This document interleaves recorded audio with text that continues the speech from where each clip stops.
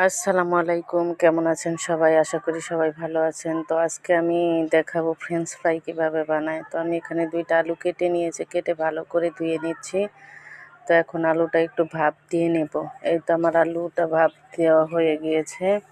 বেশি ভাপ দেব না, হালকা একটু ভাপ দিয়ে পানি ঝরিয়ে নেব। তো পানিটা ঝরিয়ে নিচে অনেকে সময় না থাকলে পানিটা একটু টিস্যু দিয়ে মুছে নিলেও হয়ে যাবে। তো আমি এখানে দিয়ে দিচ্ছি একটু ময়দা, কর্নফ্লাওয়ার আর একটা ডিম।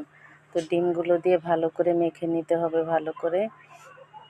এদিকে আমার কড়াইতে তেল গরম হয়ে গেছে, আর এই যে দিয়ে দিচ্ছি ফ্রেঞ্চ ফ্রাই, মানে আলুগুলো দিয়ে দিছি।